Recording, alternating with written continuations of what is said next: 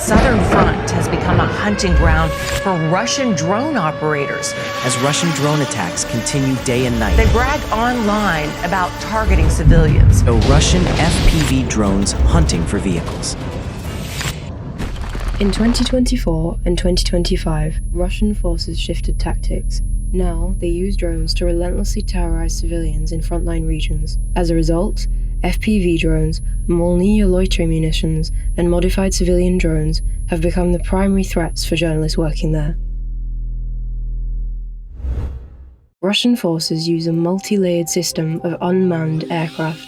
Different types of drones perform different tasks, from reconnaissance to targeted strikes on people. Commercial quadcopters are the Russian drone operators' eyes.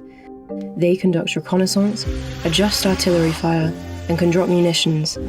FPV drones are the deadliest threat to civilians. They are guided projectiles that an operator flies directly into the target. At the end of 2024, a new type of threat emerged: fiber optic drones. They emit no radio signal and can only be detected by sight or sound.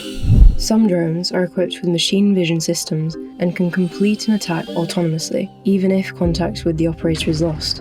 In addition to quadcopters, the Russian military uses fixed-wing attack drones. The Molniya, for example, is a type of guided kamikaze drone capable of approaching from a long distance and striking stationary targets.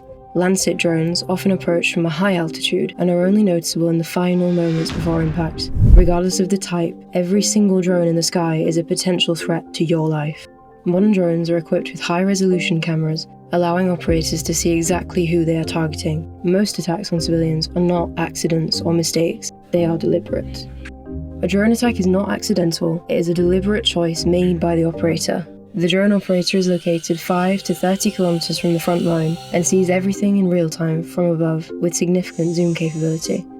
Thermal cameras make it possible to detect people and vehicles at night. Human bodies, car engines, generators, all these things emit heat that is visible even through bushes and thin walls. The operator looks for easy targets: vehicles, groups of people, movement, camouflage, light, frequently used routes, predictable roads, isolated people and objects, things that stand out in an open terrain. When a drone is running out of battery, the operator may strike whatever he sees last.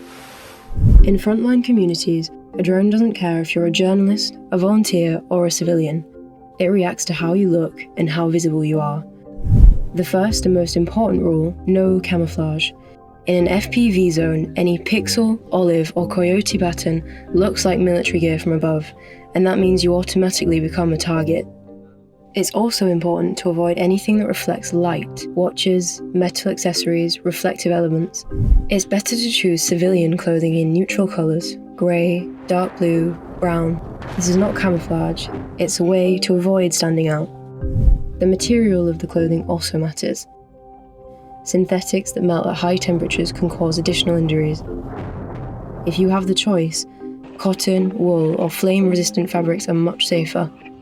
Being a journalist no longer guarantees safety. In some areas, press markings may not protect you. On the contrary, they may attract the operator's attention. When working in a controlled community and in coordination with a press officer, it is advisable to use removable marking on the front of your body.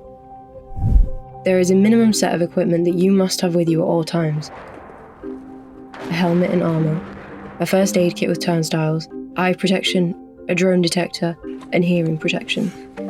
In addition to using your hearing and sight to spot drones, there is another important tool: a personal drone detector. Drone detectors constantly monitor the airwaves and respond to nearby drone signals. They scan radio frequencies and intercept FPV drone video signals and warn you about their presence in the area.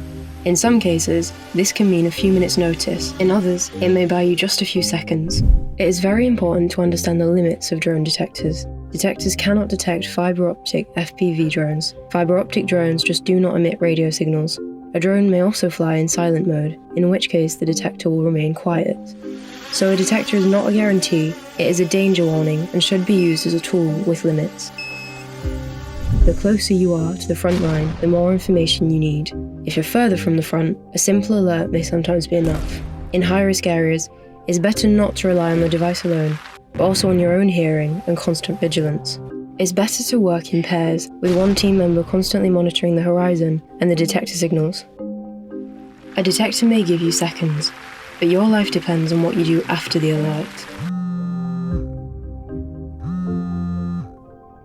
Drone terror is not exceptional or limited to isolated incidents. It is a reality lived by Ukrainian communities on the front line every single day.